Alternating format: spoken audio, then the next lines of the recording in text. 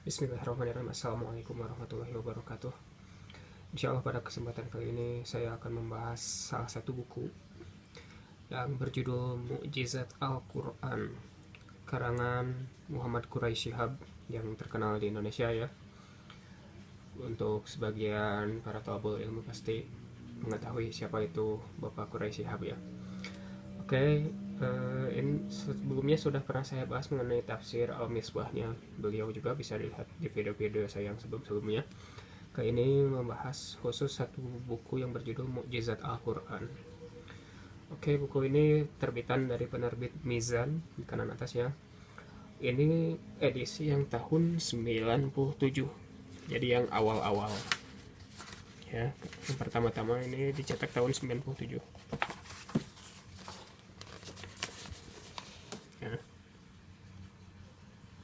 Dilihat di sini tahun 97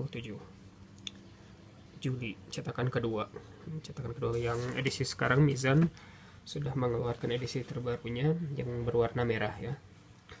Saya tidak memilikinya yang edisi ini, dan karena memang edisi ini termasuk edisi yang langka makanya di pasaran agak sedikit atas harganya ya, tapi tidak apa-apa.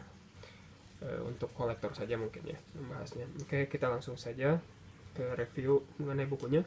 Buku soft cover, halaman ada 311 halaman. Lalu langsung ke daftar isi. Bisa dilihat di sini ya.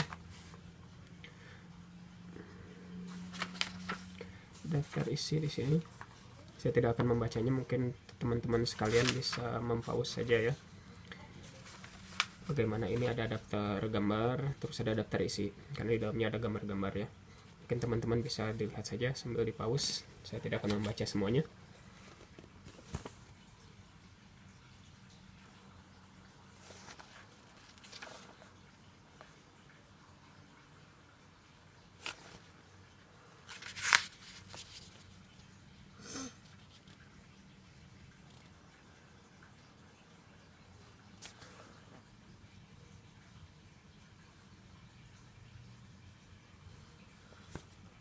Oke, sudah ya.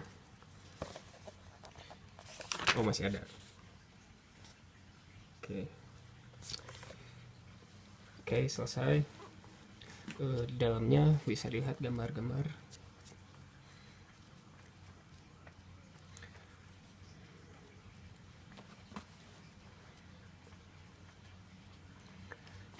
Seperti ini ya. Galaksi. Terus seperti ini, awan. Ini ori, karena yang kalau non ori itu fotokopian terlihat sangat jelas ya dari gambar-gambarnya. Ori. Lalu ada tajwid juga di sini. Ada tempat, ada makhorijul huruf juga ya, tempat keluarnya huruf. Ini ada foto mushaf seperti ini.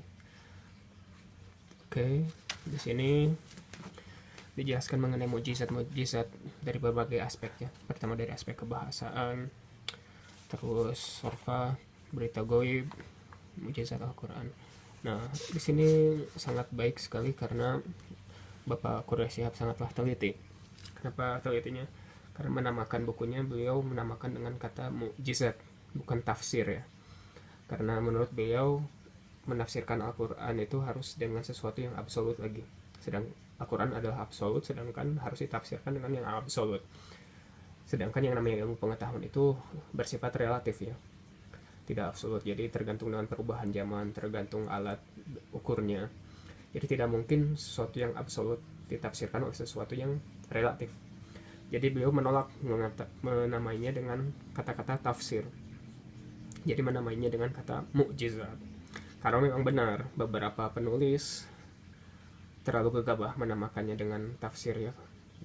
Takut-takutnya seiring berkembangnya zaman ternyata ada ilmu yang membantah mengenai teori tersebut ya. Misal jika mentafsirkan Ar-Rahman ayat 33 sebagai wormhole, seperti di buku yang sebelumnya saya bahas itu ya, yang berjudul wormhole. ayat 33 ya masyarul jinni wal insi dan seterusnya itu diartikan sebagai wormhole karena manusia tidak akan mungkin bisa menembusnya kecuali dengan kekuatan. Maksudnya kekuatan adalah wormhole. Jika menafsirkannya seperti itu, jika di kemudian hari ada teori yang mematahkan teori wormhole, maka tafsiran itu pun bisa menjadi salah.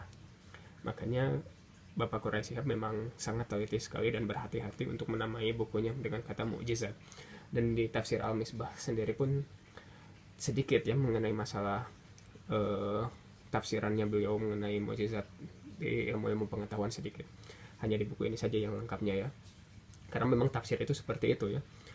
Jangan sampai menafsirkan lewat cara ilmu pengetahuan yang mana itu bersifat relatif dan mengatakan tafsir-tafsir yang zaman dulu seperti Tobari dan Ibnu Katsir itu sudah ketinggalan zaman. Tidak. Justru itulah kehati-hatian ulama ya, yang menunjukkan pada tingginya ilmu-ilmu ulama. Jadi salah besar jika misalkan menafsirkan Al-Quran dengan perkembangan ilmu pengetahuan khususnya dari segi yang masih teori gitu. Salah besar.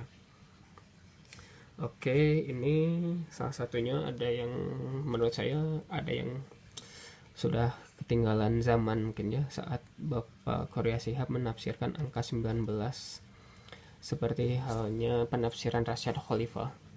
Jadi Rasyad Khalifah menganggap ada keajaiban di angka 19 karena lafaz basmalah itu ada 19, makanya ada ayat-ayat Al-Quran yang berhubungan dengan angka 19.